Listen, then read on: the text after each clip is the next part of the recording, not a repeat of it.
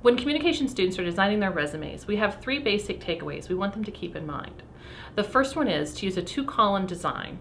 What this does is it allows students to break up the page into literally two columns so they can get more information on the page.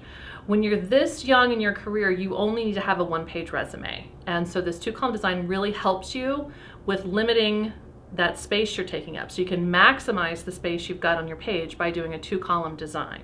This is where Microsoft Word is not the best platform. We recommend using InDesign or Illustrator to set up that two-column platform so it looks really clean and professional.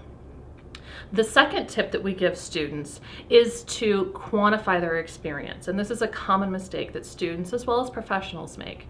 When you're listing your experience, you need to demonstrate successes.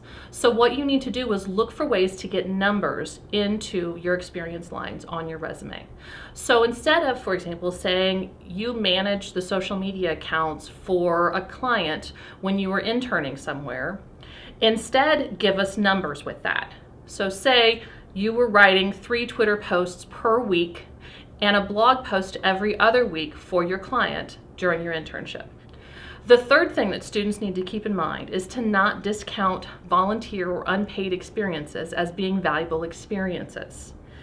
We've had students in the past who won't put really good experience on their resumes because they didn't get paid for it, because it was a volunteer position. If you've been a chair for the Relay for Life team at SLU, you know what a huge endeavor that is.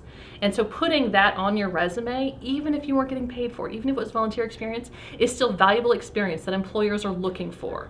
So think about things you've done and how you can translate that volunteer experience into valuable experience for an employer.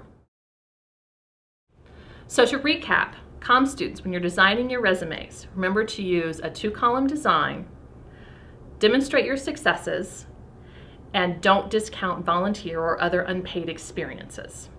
Also remember to list your technical skills. In creative fields like communication, employers are sometimes looking for very specific types of technical skills. You want to be sure you've got that on your resume.